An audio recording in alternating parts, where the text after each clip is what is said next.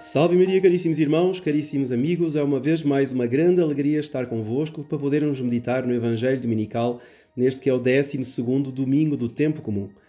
Eu sou o Padre Jorge Filipe, como todos sabem, tenho sempre a imensa alegria de poder convosco ler e meditar, interpretar a Sagrada Escritura que a Santa Igreja semanalmente nos oferece.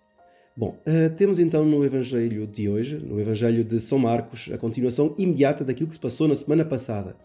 Como se devem recordar, na semana passada tínhamos estas duas parábolas sobre a semente colocada à terra pelo agricultor, o grão de mostarda também que cresce desmesuradamente. Bom, então, depois destas imagens que Nosso Senhor oferece sobre o reino dos céus, o reino de Deus, Nosso Senhor diz no início deste Evangelho, que é imediatamente consequente ao que escutámos na semana passada.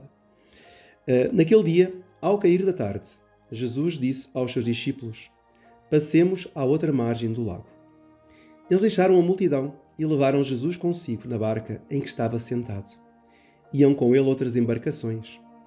E levantou-se então uma grande tormenta, e as ondas eram tão altas que enchiam a barca de água. Bom, então aqui Nosso Senhor, depois de dar as parábolas, quer separar os seus discípulos, os seus apóstolos, da multidão e quer-lhes transmitir alguma coisa em particular e por isso vão passar à outra margem do lago. Ele quer, de facto, fazer um milagre que os vai, digamos, estarrecer, que os vai deixar perplexos, boquiabertos. Tudo que era de Nosso Senhor deixava os apóstolos encantados, não é? Fascinados, propriamente dito assim. Mas há certas coisas que eles não tinham ainda captado inteiramente. E hoje vai acontecer algo que é um grande milagre, mas que ao mesmo tempo nos deixa encantados por ver esta placidez de Nosso Senhor. Porque vejam, diz o texto que Jesus, à popa da barca, dormia com a cabeça numa almofada. Então vejam, eles eram açoitados por ondas, pelo vendaval, pela tempestade, e, entretanto, Nosso Senhor dormia com a cabeça apoiada numa almofada. E isto, enfim, nos leva a várias considerações, mas a primeira delas é ver como Nosso Senhor tinha um sono repousante, um sono profundo, um sono, enfim, que fazia propriamente descansar de todas as suas tarefas, de todos os seus, todo o seu apostolado, todo o seu, digamos, trabalho apostólico. Muito diferente, às vezes, de nós, que, enfim, temos tantos problemas e os problemas enchem-nos a cabeça, enchem-nos o dia, enchem-nos a mente e às vezes até não nos conseguimos livrar deles até durante a noite. Ficamos preocupados, não dormimos. Como Nosso Senhor é de um equilíbrio mental. Claro, é o homem-Deus, é santíssimo. Então a humanidade dele era perfeitíssima. Ele, quando queria, descansava, e podem vir tempestades, pode vir o que quiser. Ele descansa e nada se passará. Ainda que ele esteja a dormir, ainda que ele esteja a descansar, nada se passará de mal.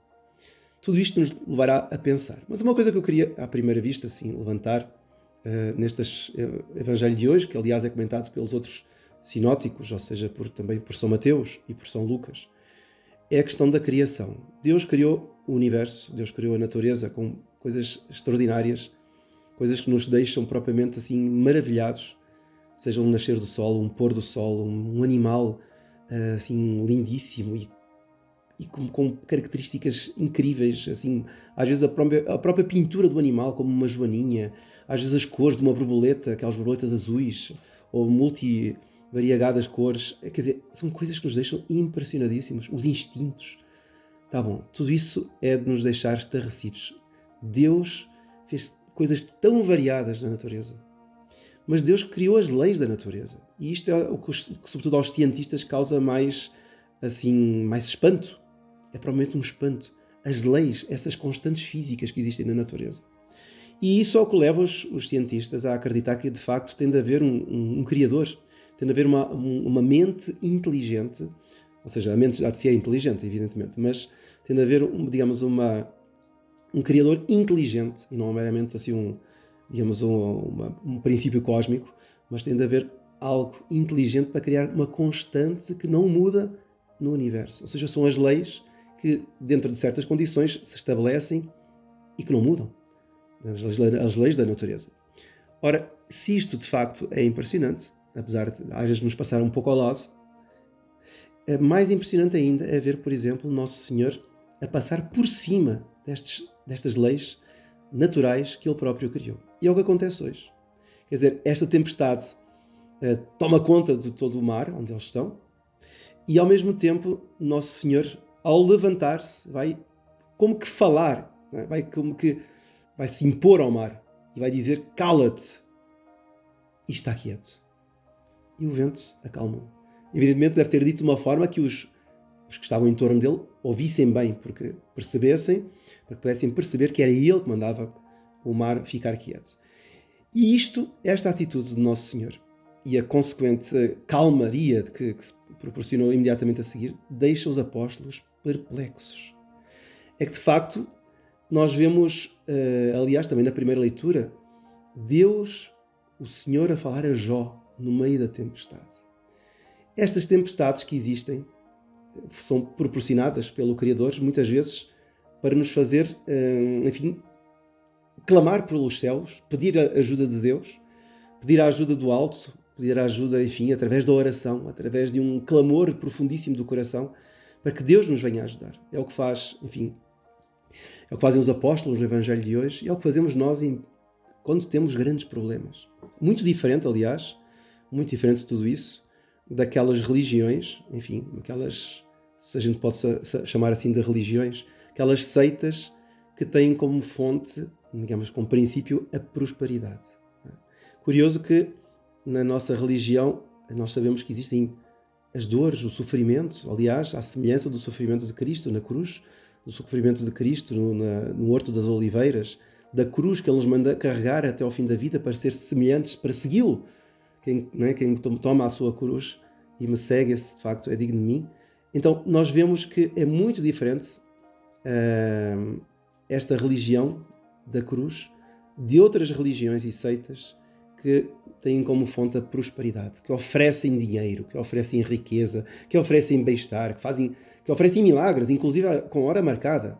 Atenção, a tais horas, às 7 da tarde, aparece em tal sítio, haverá um novo milagre e tal pessoa irá sair felicíssima da vida com mais umas notas de euro no bolso. É uma coisa incrível. E como tudo isso é uma falsidade.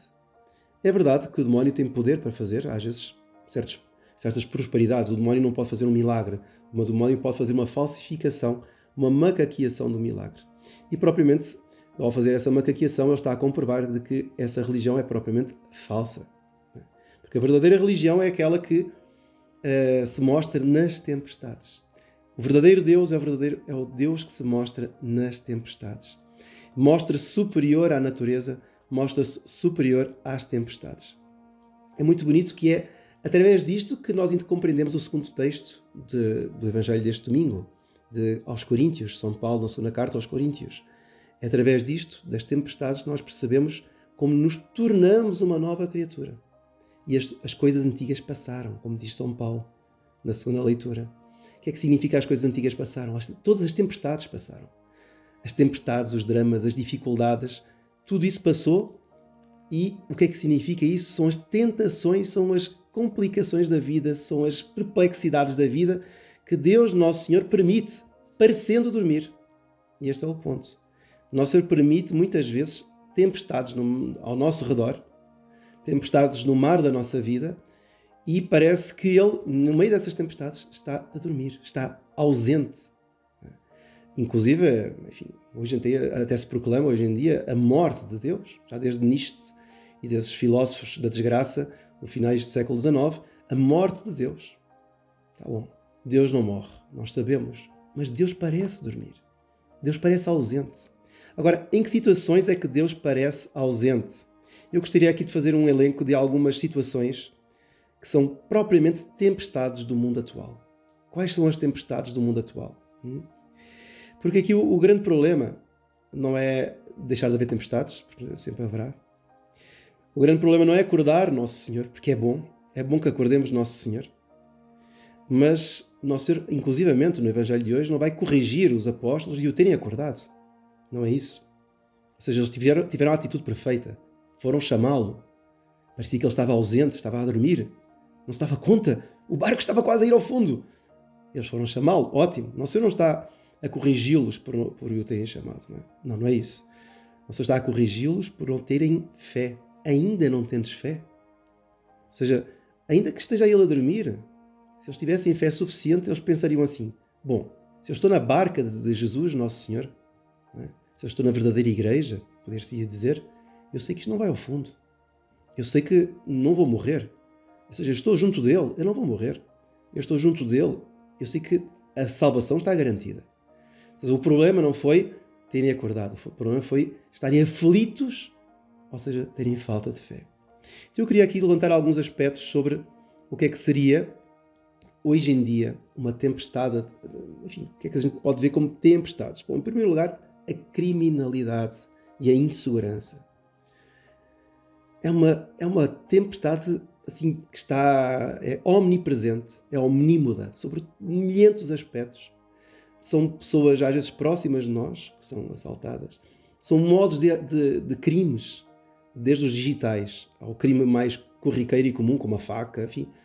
Nós, hoje em dia, antigamente as pessoas deixavam a porta, pelo menos, enfim, sabemos, aqui em Portugal, as pessoas deixavam a porta aberta das suas casas, não tinham receio algum. O vizinho vinha, entrava, então, como vai vizinha, como vai primo, como vai não sei. Hoje em dia, a pessoa tem de estar com olhos abertos para por onde é que o demónio, ou melhor, por onde é que o desgraçado do bandido vai conseguir entrar na minha casa, porque são tantas formas, digamos assim, incríveis que eles inventam para roubar, para mentir, enfim, para aldrabar, para fazer o mal. É uma coisa inacreditável. Então, nós vemos uma tempestade de crimes que assolam o mundo.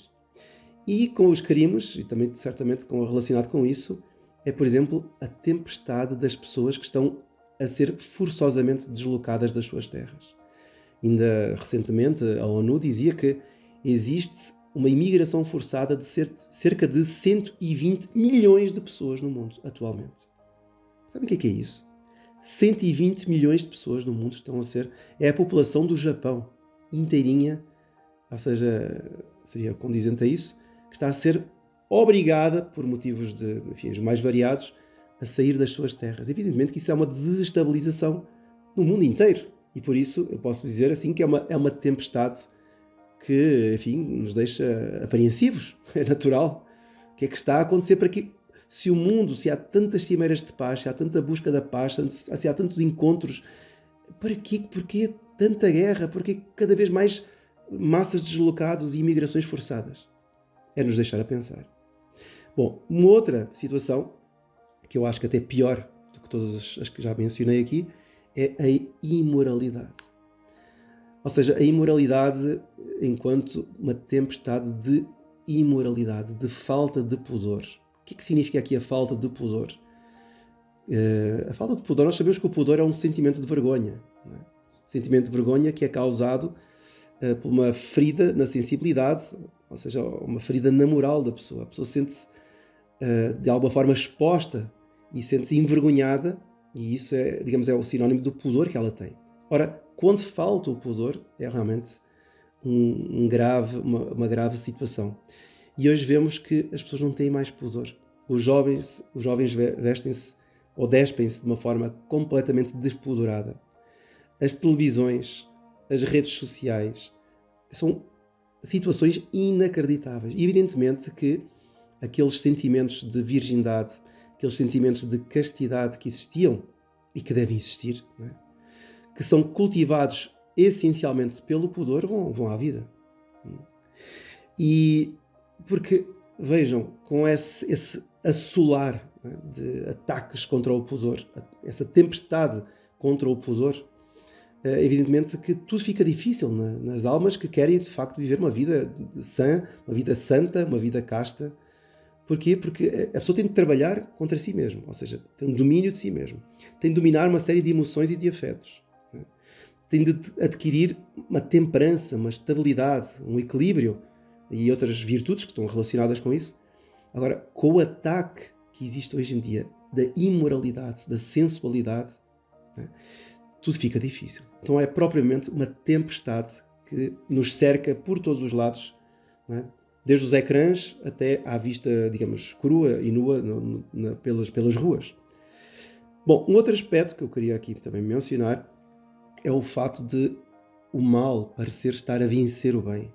Isto é algo também que nos deve levantar assim, a ideia de que há uma tempestade do mal contra o bem, da mentira contra a verdade. E nós vemos hoje em dia a questão das fake news. É uma tempestade terrível, diante da qual nós nos perguntamos: é que surge a Domine? É como diz o Salmo: é que surge, levantai-vos, Senhor, quare ob dormis, porque dormis. Ou seja, hoje em dia inventa-se tanta tramóia, tanta artimanha articula-se tanta coisa para dominar o bem e para o fazer, digamos, cair no chão. É uma coisa inacreditável. Para quem quer ser bom, para quem quer ser católico autêntico, é muito difícil. Bom, e por fim temos também, evidentemente, os desastres, as tempestades naturais, desastres, enfim, desde os terremotos, a vendavais em lugares inusitados, onde antigamente, enfim, digamos, a meteorologia e os climas eram completamente diferentes. Nós vemos o mundo está de alguma forma assolado por situações climatéricas extremas e raras. Tudo isto está a acontecer. Bom, agora, como é que nós solucionamos toda esta situação? É só olhar para Nosso Senhor. Quem é este homem que até o vento e o mar lhe obedecem, dizem os apóstolos? Quem é este homem? Então este homem, caríssimos irmãos, é nada mais, nada menos do que Deus feito homem. Não é um homem qualquer. É Deus e era Deus antes de nascer. E ao fazer-se homem, ele não perdeu a sua divindade. Foi Deus que encarnou no seio de puríssimo de uma virgem e veio ao mundo. E ele quis nesta atitude, nesta situação, neste mar tempestuoso, mostrar que no mundo onde ele vivia e no mundo onde nós vivemos hoje, neste século XXI, seja qual for a tempestade que nos assole, seja qual for a dificuldade, desde que o chamemos e olhemos para ele, nós temos a tempestade apaziguada, temos bonança. É isso que hoje iremos pedir. Pediremos a Nossa Senhora que nos dê esta graça de sempre e a cada momento o chamarmos e o invocarmos nas nossas tribulações. E que a bênção de Deus Todo-Poderoso, Pai, Filho e Espírito Santo, desça sobre vós e permaneça para sempre. Amém. Louvado seja Nosso Senhor Jesus Cristo.